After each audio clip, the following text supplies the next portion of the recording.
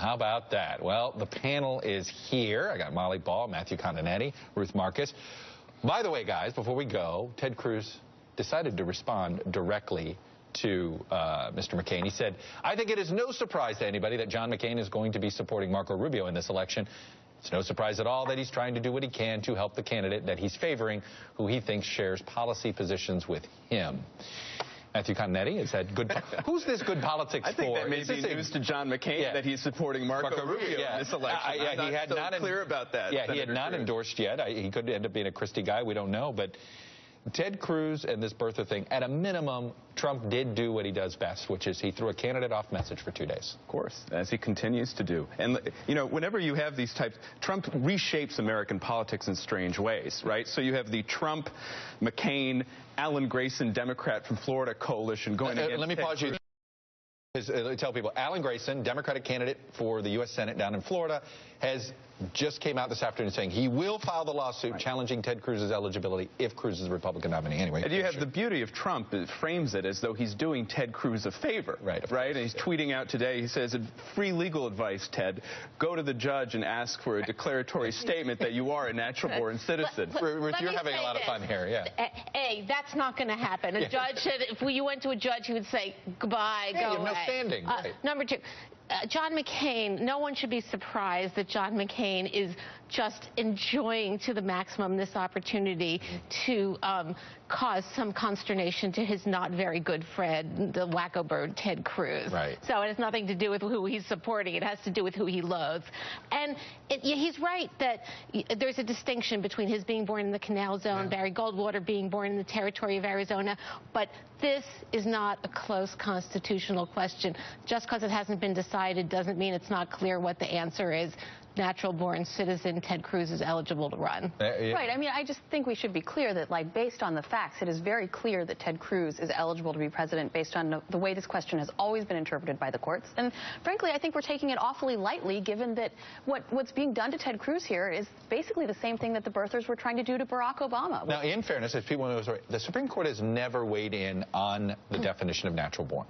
But the assumption is, now, you don't have standing to challenge until that person is actually carrying out the duties of the presidency. And so even then, it might be hard. That's right. What Supreme Court is going to overturn the results of the American people?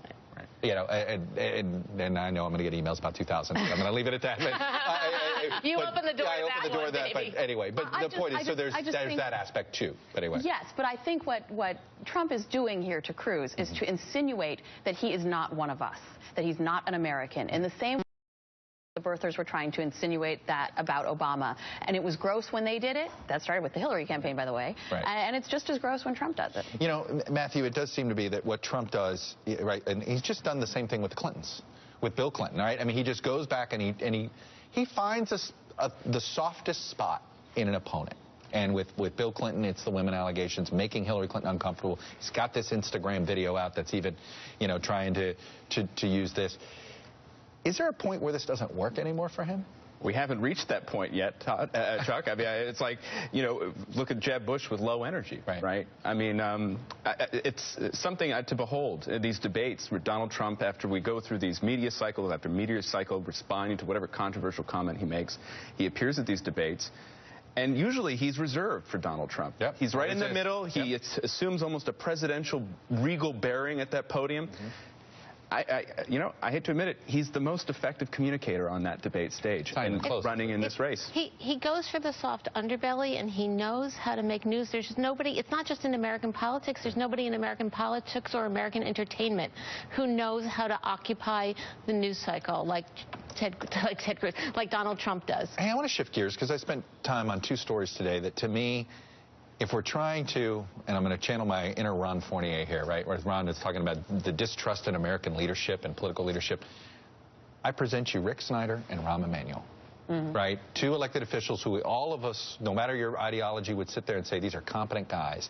And the Flint water crisis, how the governors handle it, they're only, to me, Molly, reinforcing this idea that the leaders in government don't know what they're doing. Well, I think they're also both centrists, and that's how they've always styled themselves and always run their politics. And I think it's no coincidence that this is part of the sort of hollowing out of the center. Now, they've both made mistakes that are real mistakes in governance. Huge mistakes. But I think I think it's also the case that people don't trust this idea that we can come together in the middle anymore. There's this increasing, ideological polarization, and I don't think people want. Well, you're right, and they're not getting any benefit of that. Neither one of them, I think, right now are going to get a benefit of the doubt, saying, "Hey, look, I made a mistake. I'm sorry. Let's go and let's try to fix it." And I think there are different aspects to the distrust. Rick Snyder told us he was one tough nerd, but so where's the nerd part? Where's the good manager part? I'm like, how have you not fired 20 people for this? So I don't get it. That goes to people's trust in government's ability to keep them safe, protected, healthy, everything. Rahm Emanuel's issue is different. It goes to people's question about whether politicians will ever tell them the truth or whether they're only out for themselves. Matthew, I do think it sort of feeds the narrative that has strengthened Trump and Cruz, and to a lesser extent Sanders. Yeah, and an outsider moment. I mean, the Snyder story has 16 implications, right? Because you'd imagine he'd be on a VP shortlist. Oh, not anymore. Not anymore. No, that's what I mean. This kind of Flint story, I think, really kind of seals the deal on that. You know, and with the mayor, the next time Hillary Clinton's asked, if this timeline is to be believed, it is hard to continue to stand by him. It's been very interesting to see how few friends Rahm Emanuel has in politics anymore. He's got no political support in the city. The governor, Republican governor, but his former business partner, says he'll sign this law to allow a recall. It's probably not going to come to that. He's pretty toxic right now. But he's totally toxic in Chicago and Illinois. Another mayor might already have the president of the United States and the leading candidate in the Democratic nomination calling for the resignation if he wasn't so personally close to him. Or another mayor might have chosen to resign, but going gently, not the Emanuel way. So they're going to have to pry him out of there if he's to go. All right, Ruth, Matthew, Molly, thank you all. We'll be back